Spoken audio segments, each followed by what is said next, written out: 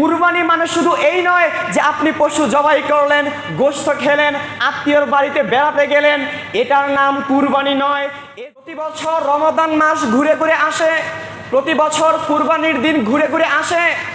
কেন আসে? কেন আসে? এই শিক্ষাটা আমরা আমাদের মধ্যে ধারণ করতে পারিনি। তাই আসুন আজকে আমরা জানি এই কুরবানির মূল শিক্ষা কি। প্রতি বছরই এই কুরবানি ঘুরে ঘুরে আসছে। আপনি একনিষ্ঠতার সাথে করেছেন এই কুরবানি কি আপনি রাসূলের সুন্নাহ দেখা পথে করেছেন? এই কুরবানির শিক্ষা তাৎপর্য কি আপনি আমি আমাদের মধ্যে ধারণ করতে পেরেছি? না, পারিনি। কেন? কারণ এই কুরবানি আমরা আল্লাহর জন্য দেইনি। এই কুরবানি দিয়েছি আমরা লোকে কি বলবে, আমি এত বড় ব্যবসায়ী, আমাকে এত এত মানুষ চিনে, আমার এত নাম ডাক রয়েছে, আমি যদি কুরবানি না দেই লোকে কি বলবে, লোকে কি বলবে, এটার জন্য আপনি কুরবানি দিয়েছেন। মূলত আপনি কুরবানির যেই মূল উদ্দেশ্য সেটা আপনি ধারণ করতে পারেননি, সেটা আপনি ধারণ করতে পারেননি। প্রতি বছরই এই কুরবানি ঘুরে ঘুরে আসছে। কুরবানি মানে শুধু এই নয় যে আপনি পশু জবাই করলেন, গোশত খেলেন, আত্মীয়র বাড়িতে বেড়াতে গেলেন, এটার নাম কুরবানি নয়। আসুন আমরা জেনে নেই কুরবানির শিক্ষাটা কি। কুরবানির প্রথম শিক্ষা হচ্ছে আল্লাহর একত্ববাদ ও তাওহীদ প্রতিষ্ঠা। প্রথম শিক্ষাটা কি? আল্লাহর একত্ববাদ এবং তাওহীদ প্রতিষ্ঠা। যুগে যুগে যত নবী রাসূল এসেছিলেন তারা এই তাওহীদের বাণী নিয়ে এসেছিলেন, লা ইলাহা ইল্লাল্লাহ, আল্লাহ ছাড়া সত্যিকারের কোনো ইলাহ নেই। এই তাওহীদ প্রতিষ্ঠা করার জন্য যুগে যুগে আল্লাহ রাব্বুল আলামিন নবী রাসূল প্রেরণ করেছেন। আজ তারা নেই, তাদের সেই প্রতিনিধি হয়ে আমাদেরকে এই জমিনের মধ্যে আল্লাহর তাওহীদ প্রতিষ্ঠা করতে হবে। আল্লাহ রাব্বুল আলামিন আমাকে আপনাকে দুনিয়াতে কেন পাঠালেন? আল্লাহর দ্বীন প্রতিষ্ঠা করার জন্যে। আল্লাহ রাব্বুল আলামিন সূরা বাকারার মধ্যে বলছেন, ওয়া ইয ক্বালা রাব্বুকা লিল মালাইকাতি ইন্নী জাইলুন ফিল আরদি খলিফা। যখন আল্লাহ রাব্বুল আলামিন মানুষ সৃষ্টি করবেন তখন ফেরেশতাদেরকে ডেকে বলছেন, ওহে আমার ফেরেশতারা, আমি এই দুনিয়ার বুকে খলিফা সৃষ্টি করব, প্রতিনিধি সৃষ্টি করব, যারা সেখানে গিয়ে আমার বিধান, আমার দ্বীনকে বাস্তবায়ন করবে। আমি আল্লাহ তাদেরকে যেই আদেশ করব তারা তাই করবে, আমি আল্লাহ তাদেরকে যা নিষেধ করব, যা থেকে বিরত থাকতে বলবো তারা তাই করবে।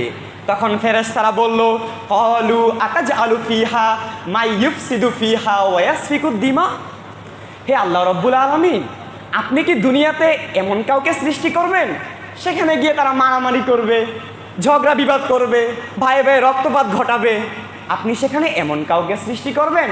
ওয়া নাহনু নুসাব্বিহু বিহামদিকা ওয়া নুকদ্দিসু লাক, আমরাই তো আপনার ইবাদত করি, আপনার গুণকীর্তন করি, পবিত্রতা বর্ণনা করি। তখন আল্লাহ তাআলা কি বললেন? ইন্নী আ'লামু মা লা তা'লামুন। ওহে আমার ফেরেশতারা, আমি আল্লাহ যা জানি তোমরা তা জানো না। তো কি বুঝলেন? আল্লাহ তাআলা আমাদেরকে এই দুনিয়াতে পাঠিয়েছেন খলিফা হিসাবে, তাওহীদকে এই দুনিয়ার বুকে প্রতিষ্ঠা করার জন্য পাঠিয়েছেন।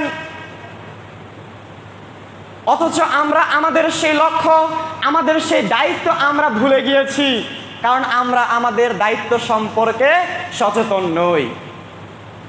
দুনিয়ার অন্য কোনো কিছুর জন্য আপনাকে আমাকে সৃষ্টি করা হয়নি, শুধুমাত্র কেবলমাত্র আল্লাহর দাসত্ব করার জন্য সৃষ্টি করা হয়েছে।